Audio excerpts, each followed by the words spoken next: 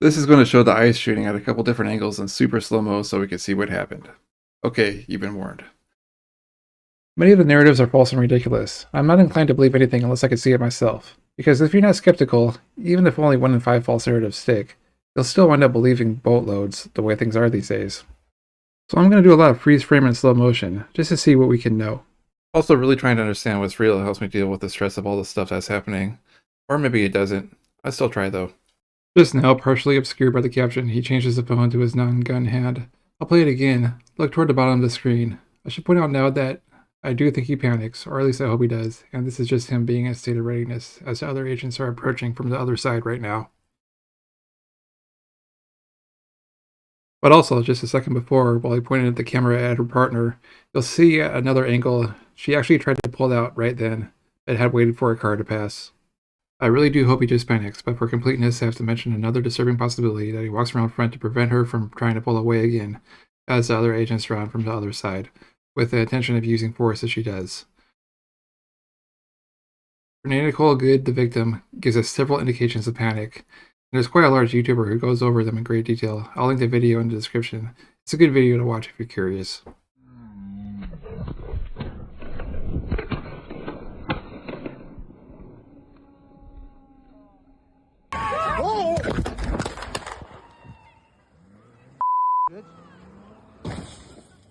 Anyway, my brain really wants to believe that he panics, but I just can't shake the other possibility, and it's disturbing to me. I wish I could. Alright, let's take a real close look at this. We have a lot of angles, but unfortunately they seem to be either terrible or obstructed. However, with freeze frames and slow-mo, we can see most of how it unfolded and how fast the vehicle was moving, and that is why I'm making this video. Now, if you clicked on this, you've probably seen both of these angles. One is a side view where the guy is in the way, but we can see how wide he is at the side while still firing. In fact, I was just inclined to believe the agent even made contact with the vehicle when I saw this. But then there's this other angle where it kind of looks like he does.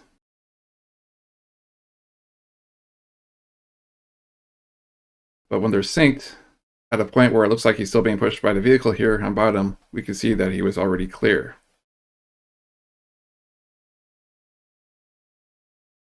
So is this an illusion of badly compressed fuzzy video? At first I thought maybe, but if we look hard we can still see quite a lot and even calculate how fast he was going just before he fires the first bullet. After that it's not so important because only a couple of frames after this muzzle flash, he's provably clear off to the side as we can see a clear gap between the vehicle and both agents. But yeah, at first I thought it was a trick of the bad video, pixels, fuzz, all over the place. As I thought that well on top he still appears to be pushed, from the bottom he appears to be jumping to the side at the same times. I also noticed that in every frame the entire front was visible, headlight to headlight, and I figured that if he get hit, although it's hard to see, at least we see his body in front of part of it at one point. But we don't. The entire front is always completely unobstructed in every frame. So at first I thought he didn't even get hit. But now I do think he makes contact with the vehicle. So what happened? I will do a brief recap of the situation and I will be critical of ICE. But then again, let the video be the final judge for the viewer.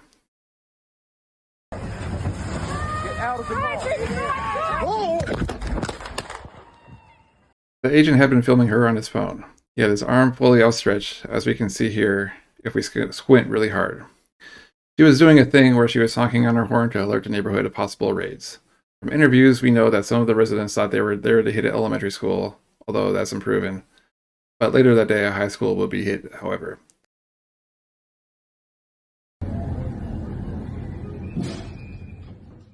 However, given the circumstances, I don't think the neighborhood minded her honking. The agents knew she was non-threatening. They had encountered her before. Arguments could be made about her parking, but cars could get around. I believe the fact that he was standing in front of her car filming with his phone supports that they knew that she wasn't an immediate danger. It's disappointing that this is the last frame of this video. Although fuzzy, this would have been a definitive view. You can see the agent actually walk forward a little bit as she backs up. Again, I really hope he just panics. This is kind of a sad part because she was pulling out, and if that car hadn't driven right by right then, she'd probably still be alive. But she stops and waits. The agents forcefully confront her and she panics. And I want to believe he panics too. We see her back up and try to steer away. But the car stops, the agent pulls a gun, probably hearing the engine rev. He had a history with cars that was probably a factor being involved in a serious incident some months prior. It's very illustrative that the person targeted in this one was a sex offender. Well, alleged, but, a bad guy. And according to reports, Ross the Ice Agent was dragged quite a ways and needed upwards of 50 stitches. Although they do get bad guys, and about 3/4 of the time it's not the case. On the narratives being employed on these people alone, I can address 6 or 7 false ones off the top of my head. The majority of households are employed, pay taxes even. Recently, most are undocumented because of expired visas. They do not vote except for a fraction of not even 1%, etc. The crime rate is significantly lower than the national average. Texas actually did that study. Deportations of employed immigrants are thought to cause more economic harm than good, etc. I'll spare you the rant, but I encourage you to fact check everything. Don't even get me started about the monstrously exaggerated reasons they're using for an excuse for all this ICE stuff anyway. There were 5 cases, but these numbers are basically fiction. Or this politically connected and hyped viral video whose fabrications are evident the moment you start looking at inspection records. This video and ensuing political media and influencer firestorm, all built atop the largely fabricated claims, became the political excuse for all this ICE nonsense to commence in the first place. I think the real point is an attempted provocation to justify further action to take forceful control of various mechanisms of our democracy. The controversial behavior is a feature, not a bug.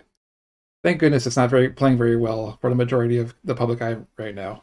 Really can't believe a thing. But yeah, there are bad guys too, and they do get some. It's just not the majority of cases. Maybe it wasn't allegedly. Alright, I take that back. See, even I'm wrong sometimes. Sorry for railing against narratives and blurting out a bunch of my own, but to me it sure adds up. Anyway, never believe narrative, even mine, and let's get back to seeing if this guy gets hit and how. He brings his cell phone camera down, and it took me forever to put this together, but when he puts his arm down in a top angle, we can see his phone hand right over the far left headlight. I think the phone hitting the hood could be the source of the first bang we hear in the audio. I still can't tell if it's 3 shots or 4 shots. The gun hand is completely outstretched, and this is where he fires. I still can't tell, but he either jumps or pushes himself off before he fires a couple more. Now, it could be a trick of my eyes, but it looks like he's sort of leaning forward as before. So, at the end of the day, he's never hit from the front, but he leans over the side before firing. And that's what he does.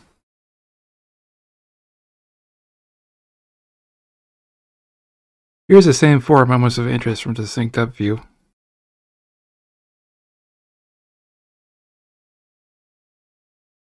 A bit faster. At full speed from draw to 4 shots is about 3 seconds, and you can see his elbow move just before the car goes forward as he draws, but he probably hears it rev. No! No!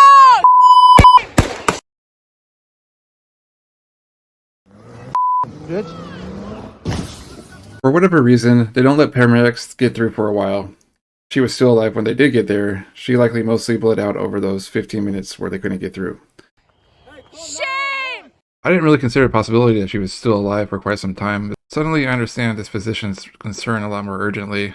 Can I go check a pulse? No! Back up! Now! I'm a physician! I don't care! I understand keeping bystanders out, but the possibility she was still alive and how critical it was likely in the forefront of this guy's brain. It doesn't seem to be for at least some of the agents, considering how long it took. And again, to this administration, that may be a feature, not a bug. I have so many problems with so much of this. I believe they acted callous, the guy does not look hurt, and he just leaves. But still, I think contact was made. It looks like he leaned in over the hood, which is weird if he was actually panicking. I would have assumed that stepping to the side would be easier. But I still do think he was panicking. I mean, I hope so. Alright, now let's figure out how fast she was going. Here's where the side view comes in handy, because we can see not very fast. From the top video too, look how long it takes the hood to pass him. Yes, I think he had time to react. The first shot is fired quite soon after the car starts moving forward. It speeds up rapidly, but at that exact point it wasn't moving fast. There are valid criticisms about standing in front of a car during a confrontation, and I think they could have avoided escalation knowing it was a woman who was annoying to them, but wasn't previously any threat. She didn't have a gun and a badge, but they did. And it's possible, given all the clips I've seen, that some of these agents come into situations already, wanting some, as they say, which I think is thin-skinned, which is okay if you're a normal person, but I think it's beneath the standards we ought to require for authority. But then the fundamental problem would really lie on the leadership, who ought to be supporting these standards but aren't. And I really think it does.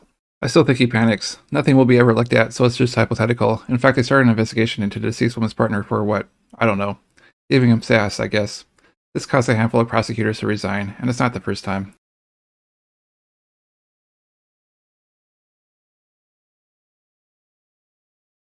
But at this point in the bottom view, we can see the steps the other agent is taking as he's holding onto the door, and they're pretty small. Here they're already clear, and we can see he's taking 2 small steps. At first I thought about, what if I looked at the tire, how long it takes the front and the back of the tire to pass this white line. But I couldn't really estimate it.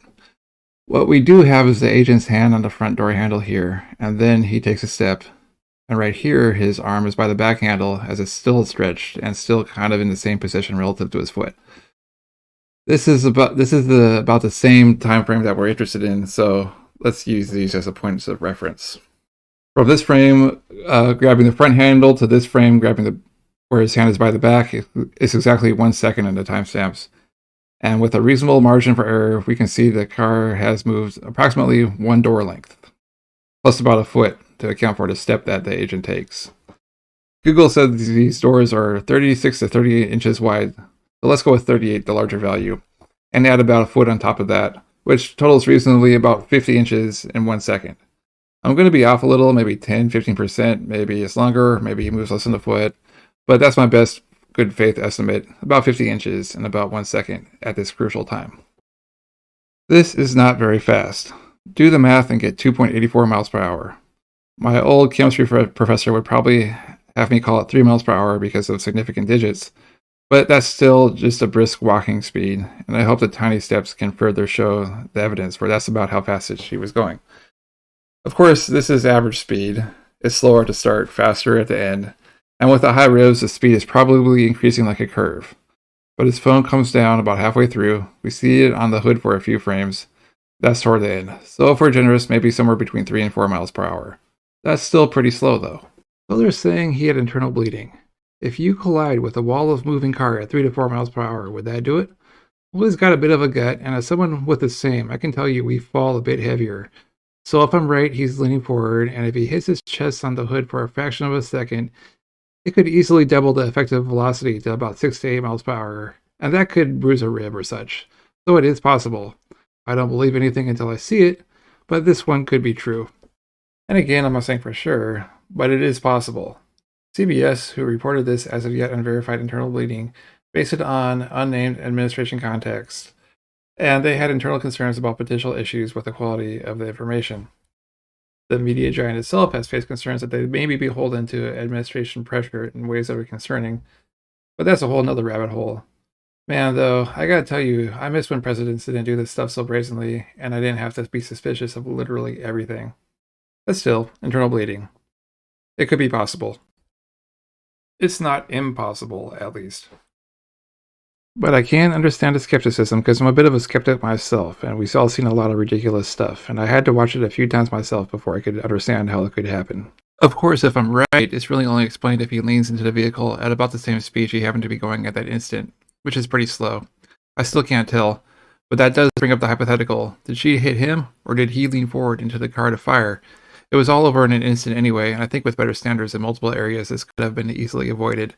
But then again, I don't think current leadership wants standards. Anyway, thanks for watching. Have a nice day.